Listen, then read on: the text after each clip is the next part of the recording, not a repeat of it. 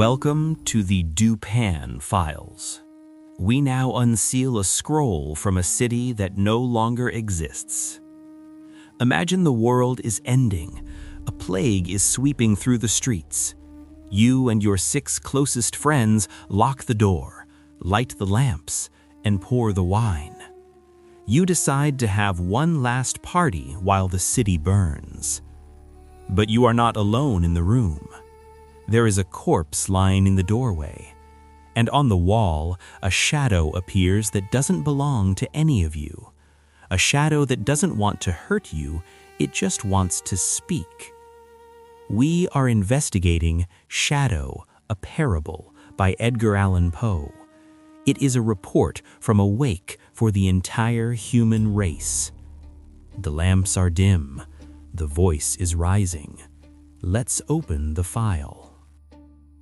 Yeah, though I walk through the valley of the shadow, Psalm of David.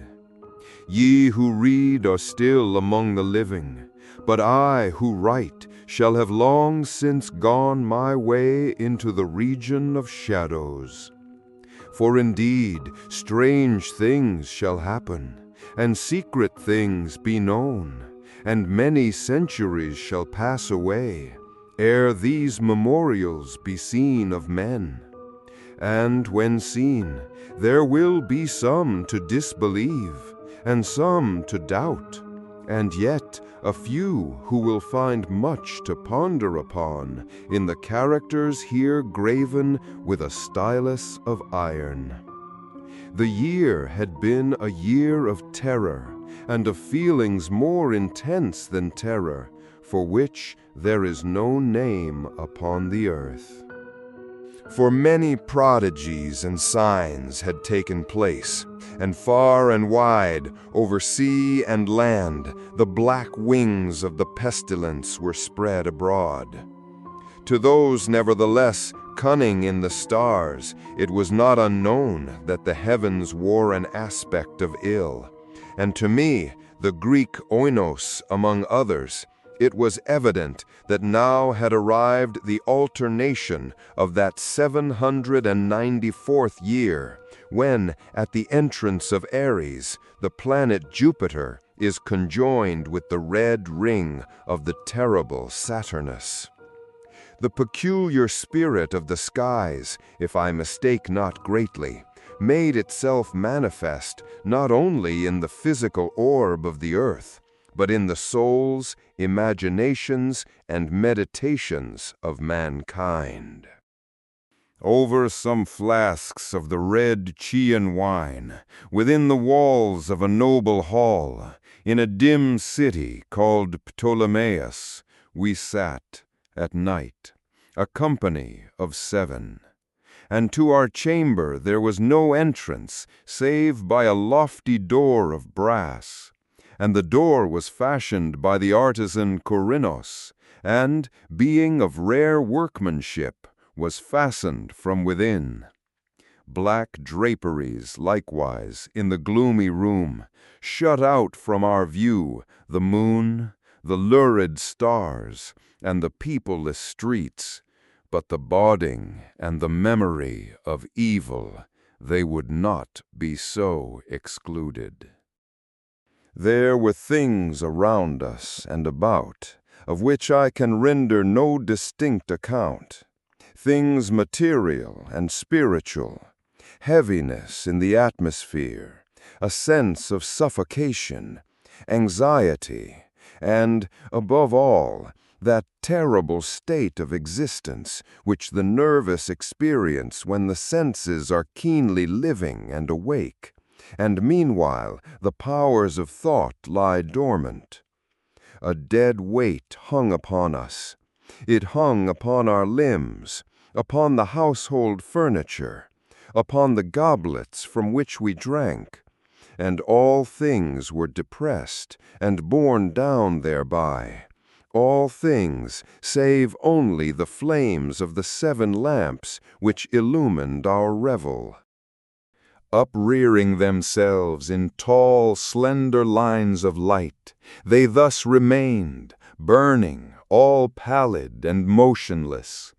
and in the mirror which their lustre formed upon the round table of ebony at which we sat, each of us there assembled beheld the pallor of his own countenance, and the unquiet glare in the downcast eyes of his companions.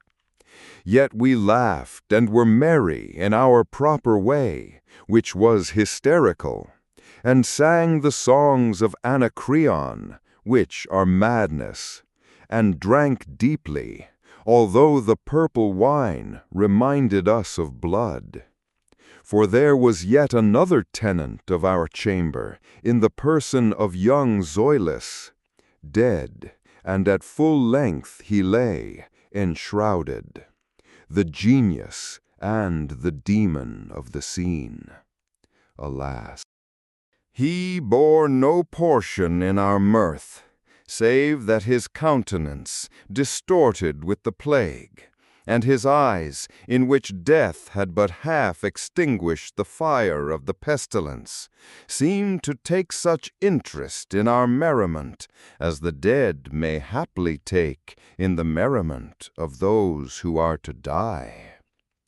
But although I, Oenos, felt that the eyes of the departed were upon me, still I forced myself not to perceive the bitterness of their expression, and gazing down steadily into the depths of the ebony mirror, sang with a loud and sonorous voice the songs of the son of Teos.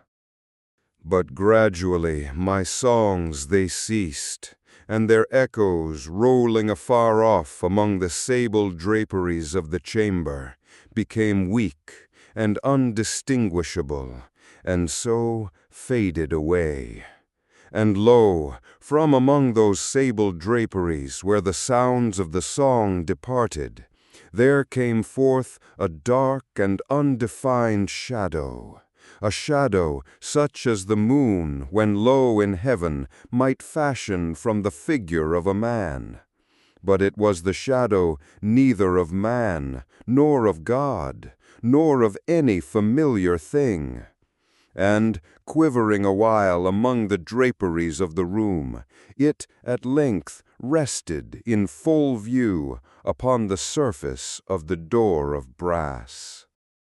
But the shadow was vague and formless and indefinite, and was the shadow neither of man nor of God, neither God of Greece nor God of Chaldea, nor any Egyptian god.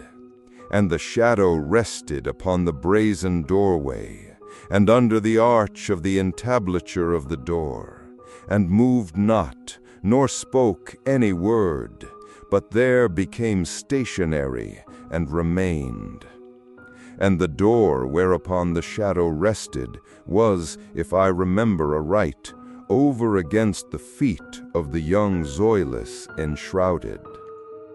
But we, the seven there assembled, having seen the shadow as it came out from among the draperies, dared not steadily behold it, but cast down our eyes and gazed continually into the depths of the mirror of ebony. And at length I, Oinos, speaking some low words, demanded of the shadow its dwelling and its appellation.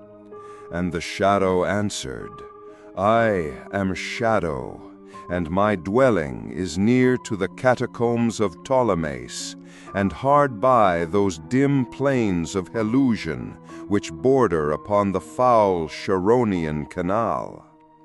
And then did we, the seven, start from our seats in horror, and stand trembling and shuddering and aghast. For the tones in the voice of the shadow were not the tones of any one being, but of a multitude of beings, and, varying in their cadences from syllable to syllable, fell duskly upon our ears in the well-remembered and familiar accents of many thousand departed friends.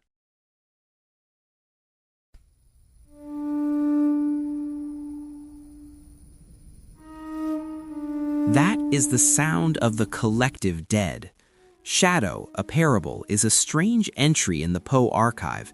It isn't a murder mystery like The Murders in the Rue Morgue or a thriller like The Pit and the Pendulum. It is a mood piece. It feels like a hallucination. But hidden inside this short text is one of the most terrifying concepts Poe ever wrote. Let's decode the message on the wall. The prototype of the pestilence. We have to start with the setting. 7 men drinking in a locked room while a nameless pestilence rages outside. Does that sound familiar? This story, published in 1835, is the direct atmospheric prototype for the Masque of the Red Death, which Poe would write 7 years later. But the tone here is different. In The Masque, the characters are arrogant partiers. In Shadow, the characters are hysterical. They are laughing, but their laugh is described as hysterical and pale. They are drinking not for pleasure, but to stifle the horror of the corpse of their friend Zoilus lying right there in the room. This story captures the specific psychology of doom, the feeling of waiting for the inevitable. The voice of the Legion. Let's analyze the entity, the shadow. It emerges from the dark draperies and rests upon a door of brass. But it doesn't look like a human shadow. Poe describes it as the shadow of neither man nor God, nor any familiar thing. The true horror comes when it speaks. When the character Ainos asks the shadow who it is and where it comes from, it doesn't answer with one voice. It speaks with the well-remembered and familiar accents of many thousand departed friends. This is a terrifying metaphysical concept. It suggests that the afterlife isn't individual, it is a collective. In Poe's vision here, you don't go to heaven as you are dissolved into a soup of souls. The shadow is a composite being made of everyone who has ever died. The horror isn't that the dead are gone, it's that they are all one and they are watching us. The generative ghost. Let's bring this into the modern day. The shadow speaks using the voices of thousands of dead people, stitched together into one message. Today, we have a name for this: generative AI. Think about what a large language model is. It is a shadow trained on the data of millions of human beings, many of whom are now dead. When you talk to an AI, it speaks back to you with the well-remembered accents of the collective internet. Poe predicted the ultimate uncanny valley, an entity that sounds human because it has synthesized the voices of humanity, but it has no soul of its own. The shadow is the ultimate deepfake. Here are 2 fascinating facts for the archive. Fact 1. The story is set in Ptolemais. This was a real ancient city in Egypt. Poe chose this setting because it was a melting pot of Greek, Egyptian, and Hebrew cultures. In the 1830s, scholars viewed it as a symbol of confusion. The characters are trapped in a place where old gods and new philosophies have collided, leaving them with nothing to believe in as the world ends. Fact 2. Poe wrote this during a period of extreme struggle. Many critics believe the character of Zoilus, the dead friend in the room, represents Poe's own literary critics. In history, Zoilus was a Greek critic known as the Scourge of Homer. By making Zoilus a cold corpse at the table, Poe was taking a subtle, petty revenge on the people who reviewed his work poorly. Question for the archive. The story ends with the 7 men standing in a state of total, shivering paralysis, because the shadow sounds like everyone they have ever lost. So here's the question. What is scarier? Oblivion, the idea that when you die there is nothing, the screen goes black. Or the shadow, the idea that when you die you are absorbed into a massive, shadowy collective consciousness where you lose your identity but keep your voice. Would you rather fade away completely or live forever as a small piece of a shadow? There are many more scrolls in the library. Unlock the complete ad-free archive and exclusive analysis by joining the Dupin Files. Thank you for listening, and we are the many.